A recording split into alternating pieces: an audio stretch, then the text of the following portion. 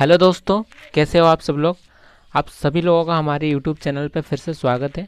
दोस्तों, जैसे कि आप लोगों को पता है कि आरआई भोपाल ने अपना जो रजिस्ट्रेशन फॉर्म है, जो पोर्टल से वो खोल दिया है, वो ओपन हो गया है। तो जो बच्चे आरआई भोपाल में जाना चाह रहे हैं वो लोग अभी जाके जो है चेकआउट कर सकते हैं वेबसाइट को और फॉर्म भर सकते हैं। ठीक है, आईटीएपी कोर्स के लिए। ठीक है, तो जैसा कि पता है आप लोगों को, ठीक है, रजिस्ट्रेशन जो है वो स्टार्ट हो चुका है। ठीक है, आज से स्टार्ट हो रहा है आप लोगों का रजिस्ट्रेशन। तो इस वीडियो में हम बात करने वाले हैं how to apply for ITP in RI Bhopal. ठीक है, जो भी आईटीपी के लिए जो भी रजिस्ट्रेशन प्रोसेस है, आज हम पूरा उसके बारे में स्टेप बाय स्टेप उसके बारे में पूरा बात करेंगे। ठीक है, तो वीडियो को कहीं भी स्किप मत करना।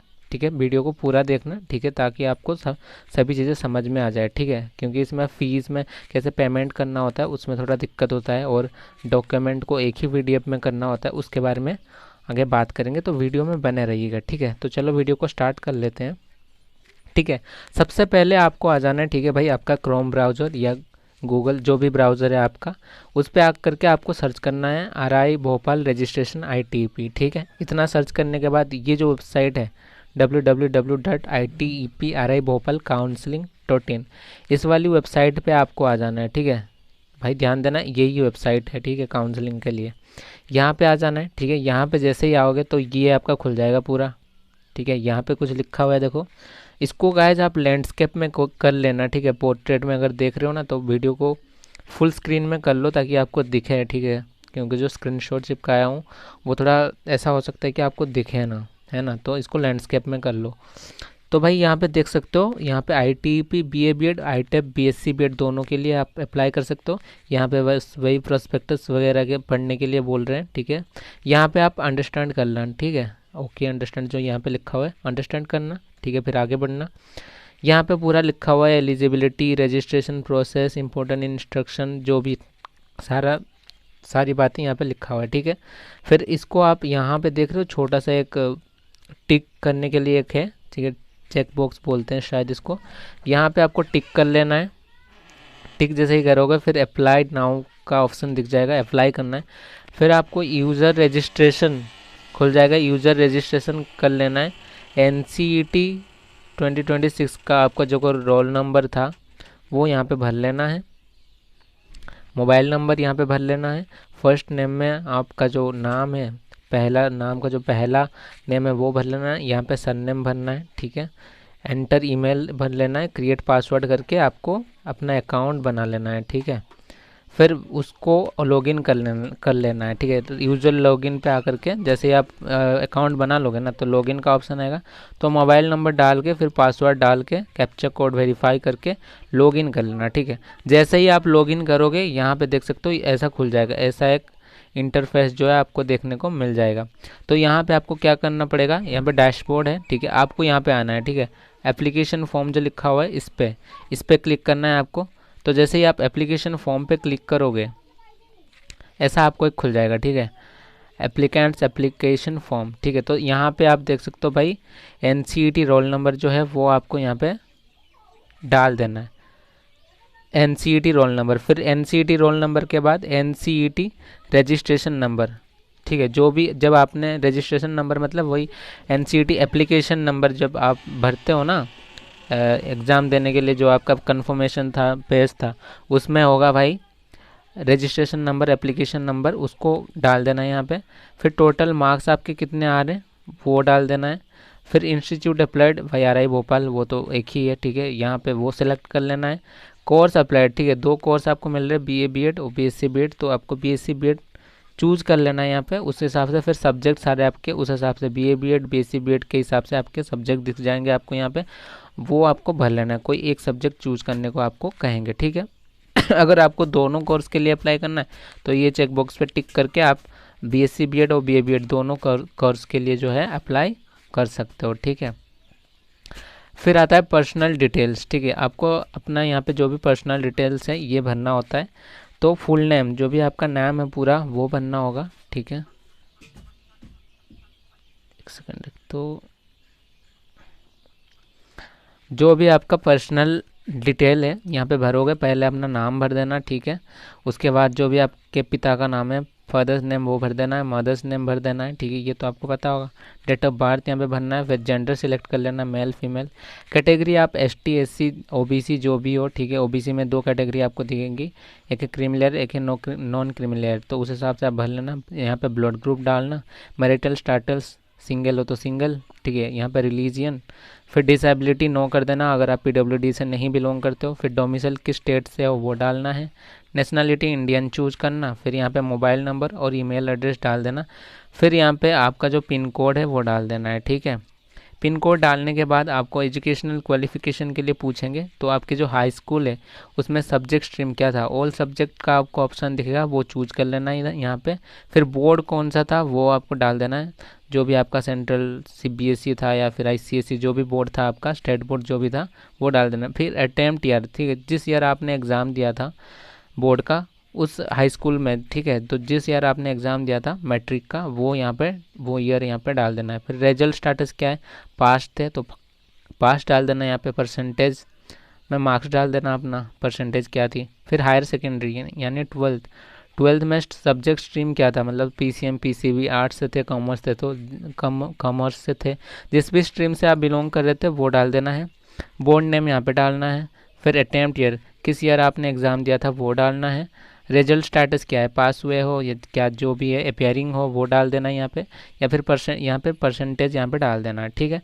फिर यहाँ पे यूज़र अपलोड कैंडिडेट फ़ोटो लिखा हुआ है, ठीक है, तो यहाँ पे अपनी फ़ोटो डाल देनी है, ठीक है। ध्यान देना JPG फॉर्मेट में डालना जो कि 50 KB से कम हो, ठीक है।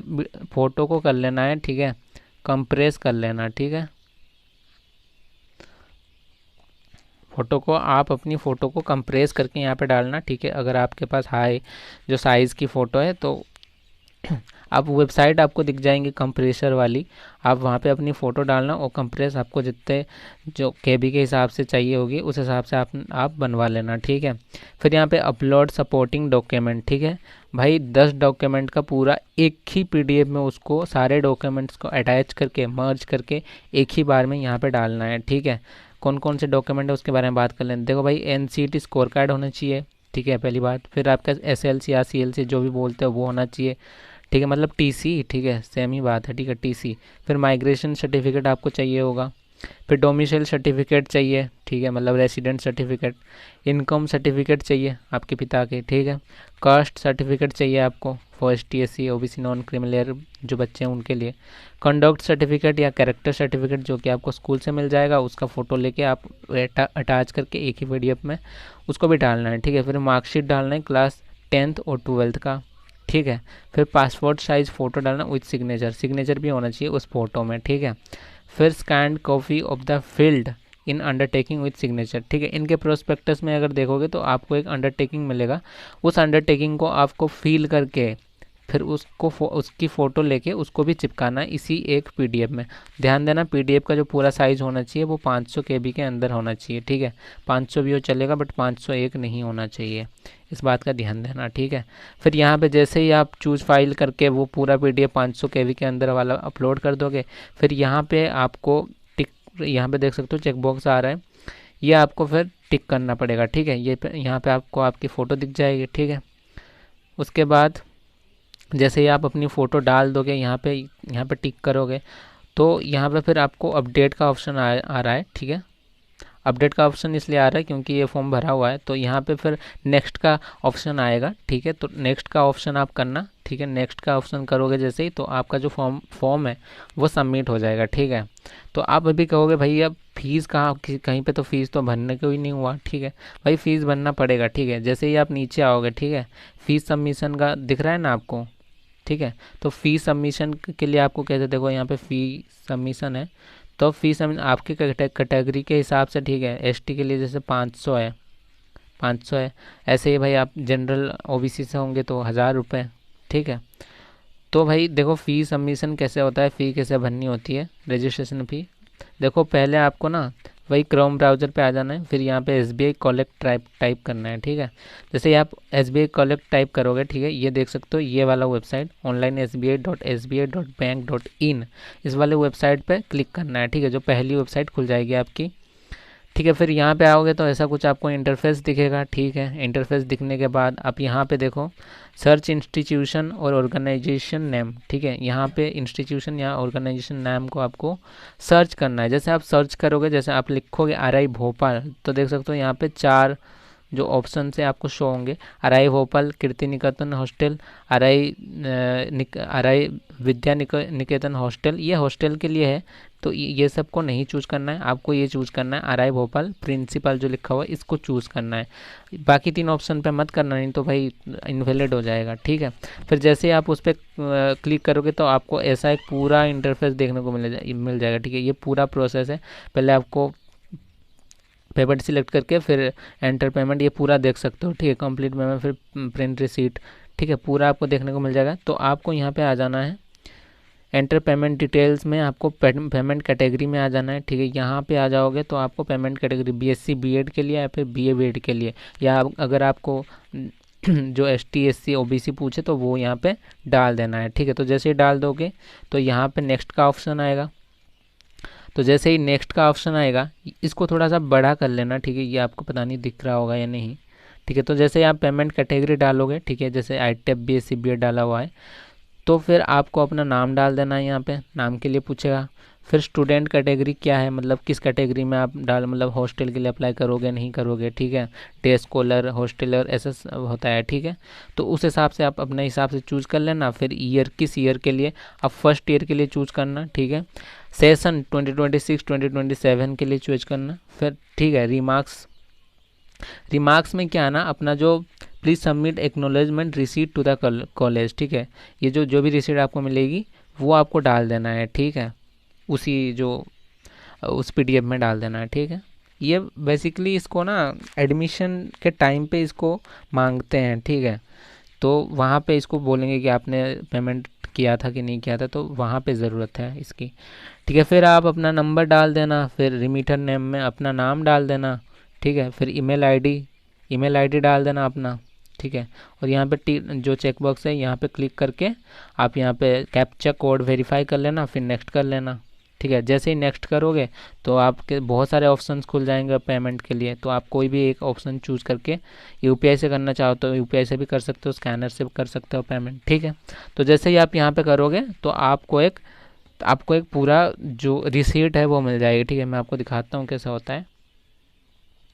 ठीक है ना, तो ये आप देख सकते हो पूरा एक रिसीट है जो आपको मिल जाएगा। ठीक है, तो भाई ये एक रेफरेंस नंबर है। ठीक है, इसको चाहिए होता है। ठीक है, आप देखना यहाँ पे, हाँ ये देखो SBI कॉलेक्ट रेफरेंस नंबर कह रहे हैं ना, यहाँ पे वो रेफरेंस नंबर डाल देना। ठीक है, जो यहाँ पे लिखा हुआ है देख रहे हो, ये रेफरेंस नंबर है, ये रेफरेंस नंबर है, वहाँ पे डालना है। ठीक है, यहाँ पे पेमेंट करोगे तभी तो वो रेफरेंस नंबर डाल पाओगे। और याद रखना, जब आप पेमेंट करोगे उसके बाद ही आपका सबमिट होगा जो रजिस्ट्रेशन फॉर्म है, वरना उसको नहीं माना जाएगा। ठीक है, तो फॉर्म को सबमिट करने के लिए वो करना पड़ेगा। ठीक है, फिर यहाँ पे जो भी BSc BEd पूरा रिसीट आपका बन जाएगा तो फिर ये पूरा हो जाएगा। ठीक है, तो इस तरीके से जो है ना आप पूरा देख सकते हो, पूरा इसी तरीके से आप अपना जो रजिस्ट्रेशन फॉर्म है उसको भर सकते हो और RI भोपाल में जो है आप अप्लाई कर सकते हो। ठीक है, बस इतना ही था। ठीक है, बहुत छोटा सा प्रोसेस है, आप लोग इजीली कर पाओगे, फ़ोन पे इजीली हो जाएगा। ठीक है, कोई दिक्कत की लोड क्रैश कुछ नहीं होगा।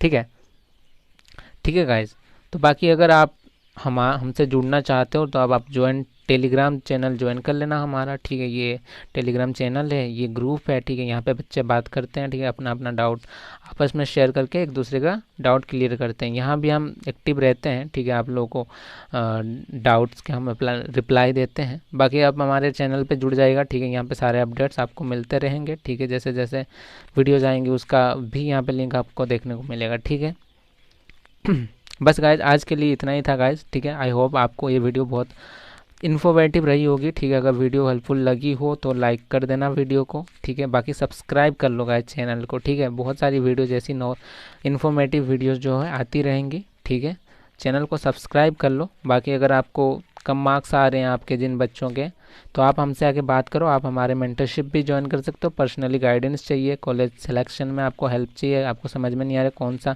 कहाँ करना चाहिए कहाँ नहीं, तो आप हमसे जो है जुड़ सकते हैं, हमें कांटेक्ट कर सकते हैं। ठीक है, मेंटरशिप ज्वाइन करना चाहो तो वो भी परचेज कर सकते हो। ठीक है गाइज, तो बस गाइज आज के लिए इतना ही था। मैं मिलता हूँ आपसे अगली वीडियो में। तब तक के लिए आप खुश रहना, पर बेफिक्र रहना। ठीक है, सबका एडमिशन हो जाएगा, बहुत सारे सीट्स हैं। ठीक है, तो दिक्कत परेशानी कुछ भी नहीं लेना है। ठीक है, बस गाइज मैं मिलता हूँ आपसे अगली वीडियो में। ठीक है, थैंक यू सो मच।